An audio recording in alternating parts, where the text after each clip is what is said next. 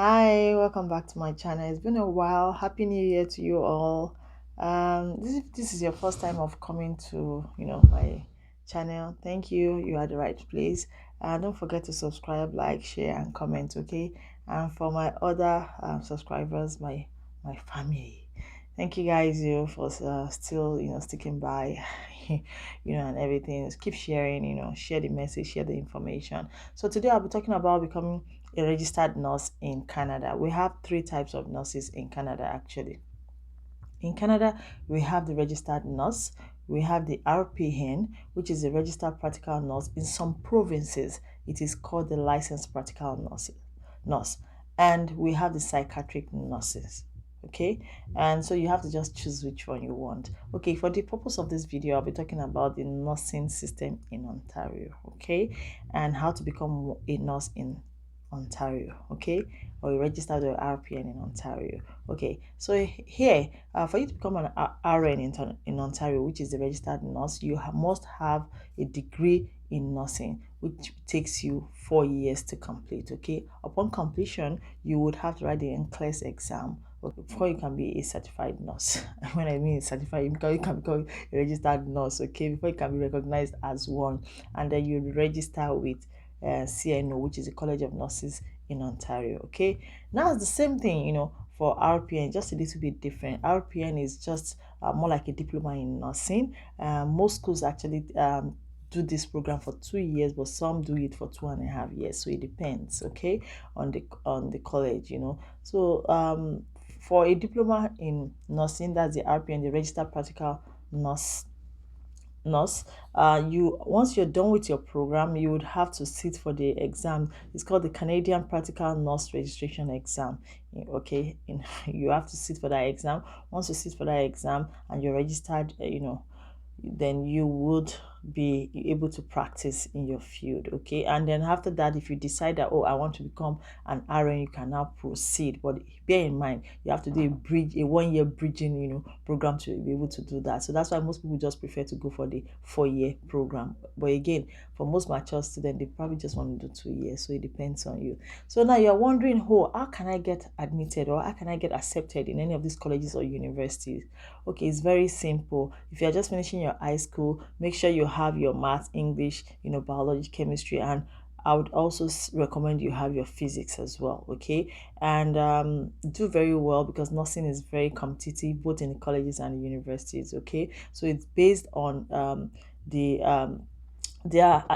most schools accept based on how well students pass their high school, or I would say in this case NECO or WAEC. Okay, so as much as possible, even though they said, you can have a C, I would say try and have a B. It doesn't mean that if you have a C you can still apply. You can apply, I mean, as an international student, and you'll be offered an admission. Okay, but for those mature students, or those that do not have any background in science at all, you can just there's something that the Canadian schools have put in place. It's called the pre-nursing. It's called the pre-health advanced diploma program, and that runs for 1 year. You can either do that, or you do something they call the upgrade. You go back to school, you go back to the high school, and they will assess you, they'll test you, and then place you in the right class to begin. Okay, but in this case, for me, I would say, if you want to do that, just do the 1 year program. I mean, it is what it is, right? Do it and then get it over with. Because with that upgrade, most likely will spend a year, 2 years, or three. Some people, it depends. But when you do the pre-health program, which is just 1 year, and then you're already, in the system, you're about to, get rolling, decide whether I want to go for 2 years or not. So there's the pre-health for those that don't have a science background, or those mature students that have been out of school for a while.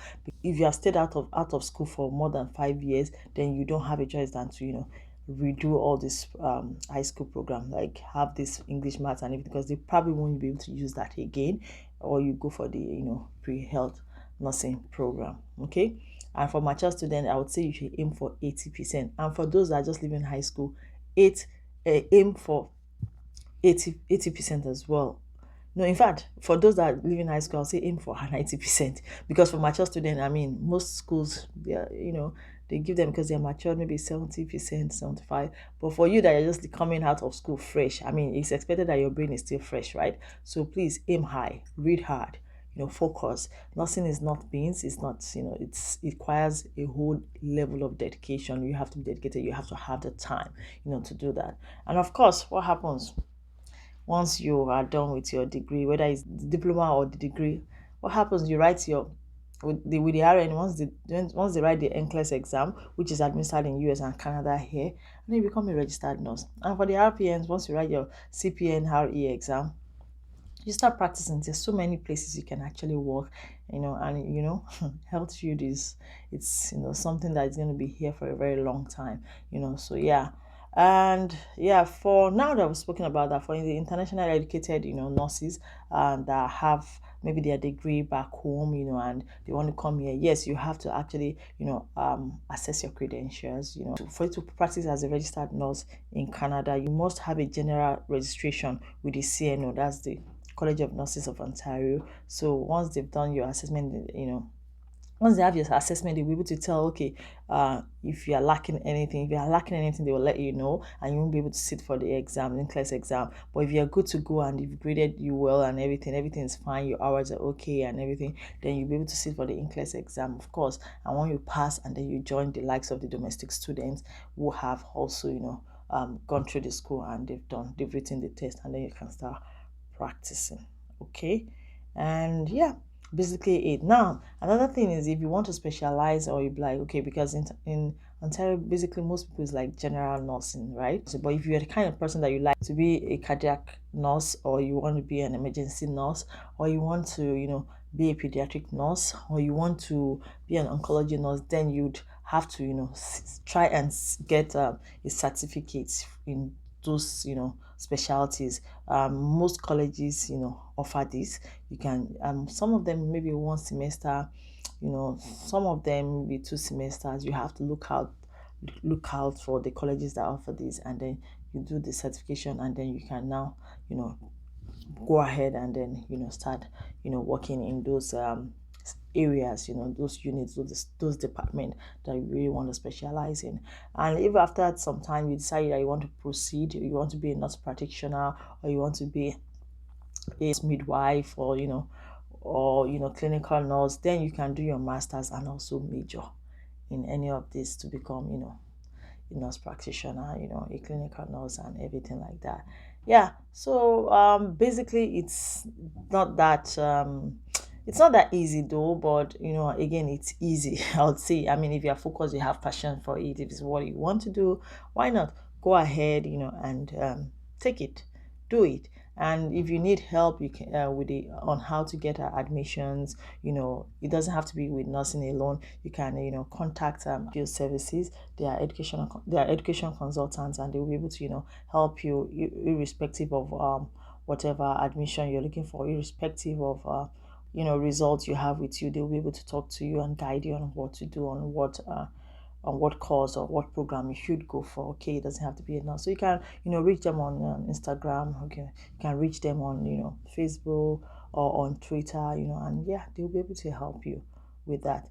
Yeah, so that will be all for today. And if please don't forget again to subscribe, like, share, and comment below if there's something you need me to talk about. If something I didn't mention, you can just write it down there again, and we'll be able to take it from there and interact.